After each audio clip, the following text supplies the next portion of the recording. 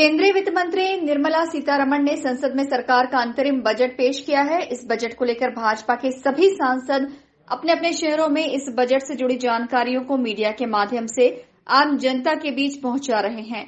इसी के तहत इंदौर सांसद शंकर ललवानी ने भी शनिवार को अपने कार्यालय पर मीडिया से चर्चा करते हुए बजट को लेकर जानकारी दी है।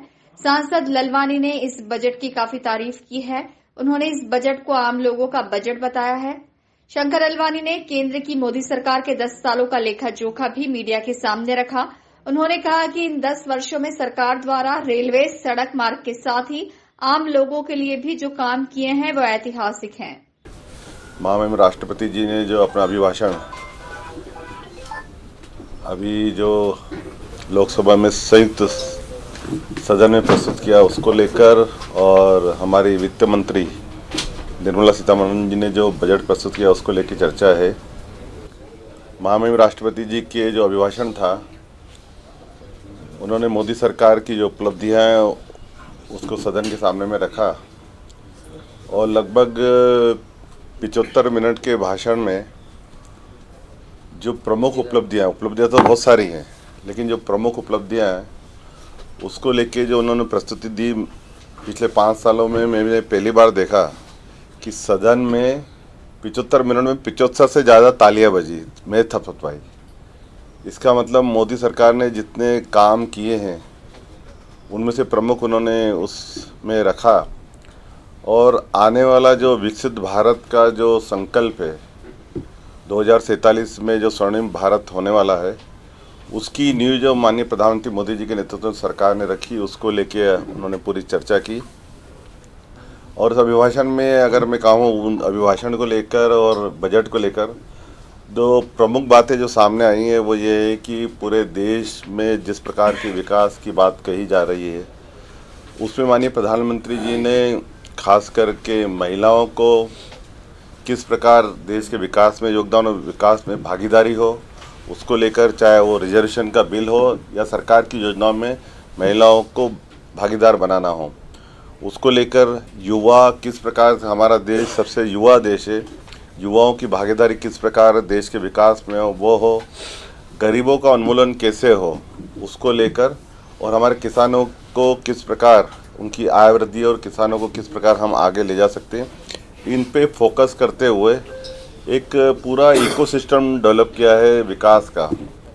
और किसी भी देश का कहें, प्रदेश का कहें या शहर का कहें, विकास में प्रमुख भूमिका 3 फैक्टर जो रहते हैं वो प्रमुख भूमिका निभाते हैं।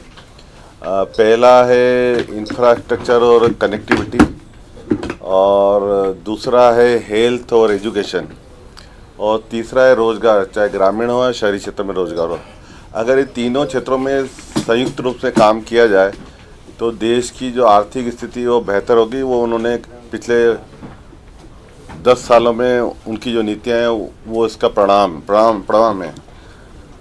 इंफ्रास्ट्रक्चर और कनेक्टिविटी की बात करें तो मोदी सरकार में जो 2000 पहले की थी रेलवे की जो टोटल लेंथ थी रेलवे वो 22,000 किलोमीटर थी आज़ादी के बाद से लेकर 14 तक, और इन वर्षों में पिछले 10 वर्षों में रेलवे की जो ट्रैक पड़े नए वो 55,000 किलोमीटर पड़े, यानी आज़ादी के बाद जितने नहीं हुए उतने अब हुए।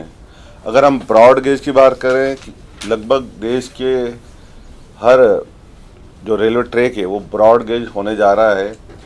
डबलिंग की बात करें तो बहुत सारे जो बड़े जो कंजेस्टेड रूट हैं जिस पे ज़्यादा ट्रेनें चलती है वो लगभग सब डबलिंग होने जा रहे हैं ताकि कम समय में पहुंचा जा सके। जहाँ तक इलेक्ट्रिफिकेशन की बात है, लगभग 100% इलेक्ट्रिफिकेशन कुछ ही समय में देश में होने जा रहा है। ये कि विश्व का एक रिकॉर्ड रहेगा, कम समय में ट्रेनों में इलेक्ट्रिफिकेशन हुआ है। नए रेलवे स्टेशन बने अमृत योजना के अंतर्गत 39 स्थानों से वंदे भारत ट्रेन चल रही है। और इसके साथ साथ इस बार माननीय मंत्री जी ने ये भी घोषणा की जो बड़े शहर है, मेट्रो शहर है, वहाँ मेट्रो वंदे भारत चलाई जाएगी। और उसके लिए मैंने माननीय मंत्री जी से पिछली बार भी निवेदन किया था जब योजना बन रही थी कि एक इंदौर में भी मेट्रो वंदे भारत चलाई जाए, इंदौर से लेकर उज्जैन तक CS के पहले। तो माननीय मंत्री जी ने भी उसकी सहमति दी है कि इंदौर से उज्जैन आने वाले समय में मेट्रो वंदे भारत ट्रेन चलेगी। इस दौरान सांसद शंकर ललवानी ने केंद्र सरकार द्वारा भाजपा के वरिष्ठ नेता लालकृष्ण आडवाणी को भारत रत्न दिए जाने पर खुशी जताते हुए उन्हें बधाई दी। सांसद ललवानी ने कहा कि इस फैसले से आम लोगों के साथ ही सिंधी समाज में भी काफी उत्साह है। सांसद ललवानी ने लालकृष्ण आडवाणी को बधाई देते हुए उनकी दीर्घायु की कामना भी की। देखिए, माननीय लालकृष्ण आडवाणी हमारे पार्टी के बहुत वरिष्ठ नेता हैं और उनका अगर हम देखें जीवन में, अखंड जब भारत था तब वो पाकिस्तान के सिंध में उनका जन्म हुआ था और तब अखंड भारत में ही उन्होंने पाकिस्तान में संघ के स्वयंसेवक के रूप में उन्होंने काम शुरू किया था।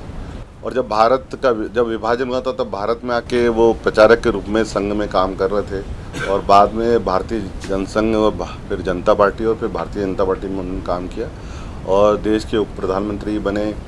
उनके कार्यकाल में बहुत सारे ऐसे काम हुए जो आज भी हम याद करते हैं। और केंद्र सरकार ने, मोदी सरकार ने उनको जो ये दिया है, ये इसको लेकर सभी भारतीय जनता पार्टी कार्यकर्ताओं में, समाज में और पूरे देश में उत्साह का वातावरण है और सब उनको बधाई दे रहे हैं। हम उनके दीर्घायु की कामना भी करते हैं। इस मौके पर सांसद शंकर ललवानी ने और भी कई मुद्दों पर अपनी बात मीडिया के सामने रखी।